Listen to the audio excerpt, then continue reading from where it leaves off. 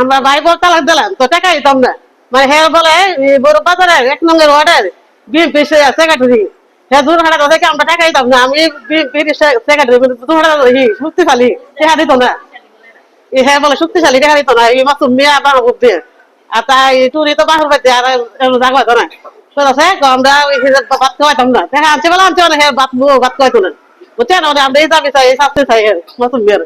আমার থেকে কইছে 5 কেজি চাল 5 কেজি ডাউল 5 কেজি পেঁয়াজ 5 কেজি তেল 5 কেজি চিনি এবং 25 কেজি এক বস্তা চাউল এই কথা কয়া প্রতি মাসে দিব 15,000 টাকা করে আনছে কইছে ইলেকশনের আগ পর্যন্ত যে সরকারি ভাবে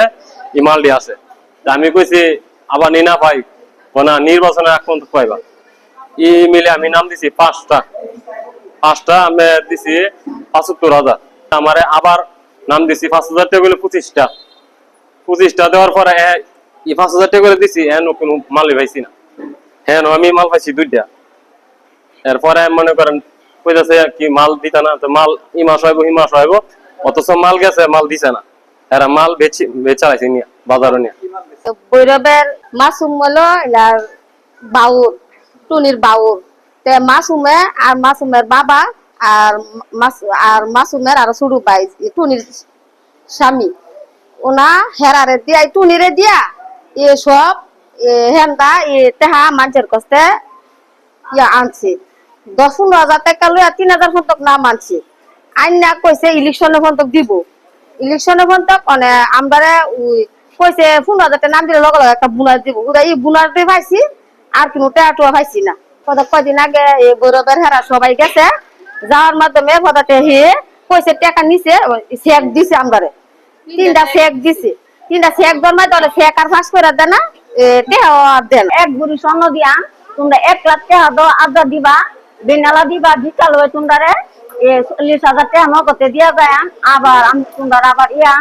দিয়ে আবার স্বর্ণ দিয়াম আড়ানি কইরা 1 লাখ টাকার মাধ্যমে 40,000 টাকা নগদে দিলে দিয়াইবো আমরা এটা অফার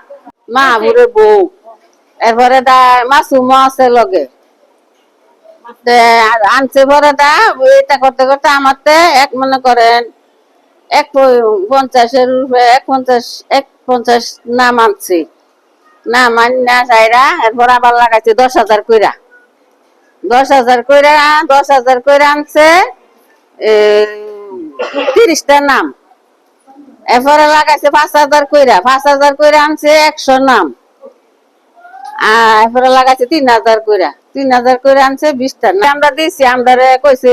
ওনার মাল দিতাম না ওনার নিয়ে তোমরা মাসে মাসে টেহা দেম সরকারি টাকাই টেহা মাল কোথাছে সরকারি টাকাই আমি করতে মাল আনা দেই এটা তোমার ব্যাপার না আমি সরকারে দেই আমারে মানে আমরা তো জানি না সারা আদির মানুষ মানে দিছি সরকারি ব্যাপারগুলো দেয় মাল যার ধরুন আমার আত্মীয়র লোকে বলছে যে আপনি টাকা দিলে দেন হ্যাঁ আপনি টাকা দিলে আপনার মাল পাবেন তখন আমি কিছুগুলি লোকের কাছে যা প্রায় আমি অনেক প্রায় 3.5 লক্ষ টাকা আমি জোগাড় করে এনেছি করবে নাই না আপনাদের যেহেতু জায়গায় এলাকার মেম্বার চেয়ারম্যান আপনাদের বাড়ির গণ্যমান্য ব্যক্তি আছে ওদেরকে নিয়ে আপনারা এটা পয়সা সমাধান করেন তো দেখা গেছে এই ওই জায়গায় বলে দেওয়ার পরে ওনারা চলে গেছে ওই জায়গায় হইহল্লা করতেছিল পরে আমি আবার থানা থেকে পুলিশ নিয়ে তাদেরকে ওই জায়গা থেকে ছত্রভঙ্গ করে দিছি ওনারা চলে গেছে চলে যাওয়ার পরে আমি ওই তারিখে আবার 11/3/2026 আমি ভৈরব থানায় আমার আব্বা যেহেতু আমার দোকানে আসছে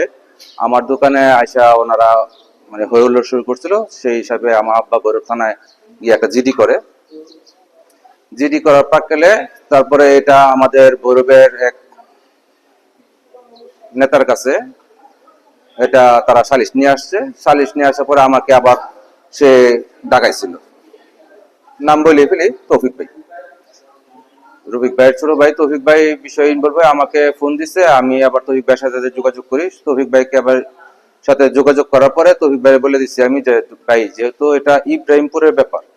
আমরা এই সম্বন্ধে টাকা পয়সা লেনদেন কোনো কিছু জানি না আমরা কারো কাছে টাকা নেই না আমরা কাউকে টাকা দিতেও বলি নাই আমরা কাউকে কোনো পণ্য দেই নাই হ্যাঁ তার চাচার একটা ব্যবসায়িক প্রতিষ্ঠান ছিল ভৈরব থেকে হয়তো একবার টাকা পাঠাইছিল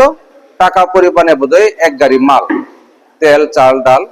আমার ছোট ভাই বোধহয় আপনার এটা কিনে দিছিল, যেহেতু চাচা টাকা পাঠাইছে, শেষ আমার ভাই আমার এটা একবার কিনে দিছিল। এই ব্যাপারে আর কিছু আমাদের জানা নাই, আর কোনো বক্তব্য নাই। তৌফিক ভাই যখন আমাকে জিনিসটা ইনফর্ম করলো, তখন আমি আমার মানে আমার তালিত নাই গার্জিয়ান, মেয়ের গার্জিয়ান বলতে গেলে তার এখন বড় ভাই আছে সুপ্রিম কোর্টের লয়ার, আমি তার সাথে সরাসরি যোগাযোগ করি এবং সে পরের দিনই আমার বাসায় আসে। বাসায় আসার পরে আমি সমস্ত ঘটনা তাকে ভেঙা বলার পরে উনি বলে যে এই বিষয়টা তো আমাদের গ্রামের বিষয়, এটা তো আপনার বিষয় না, আসলে ওই জায়গায় যে লোকজনগুলি আসছে আপনার অদূর ভবিষ্যতে আপনার এই জায়গায় আসবে না, আমি আমার বোনকে নিয়ে যাচ্ছি, আমার ওই জায়গায় বোনকে নিয়ে যাওয়ার পরে ওই এলাকার লোকজন যারা কোনো টাকা পয়সা যদি পাওয়া থাকে তারা আমার কাছে আসবে, আমি সবাইকে টাকাবো, টাকানোর পরে যদি কোনো লেনদেন থাকে ওই পেঁয়াজ আমি ভেঙে দেবো, যদি আমার বোনের সাথে কোনো লেনদেন থাকে।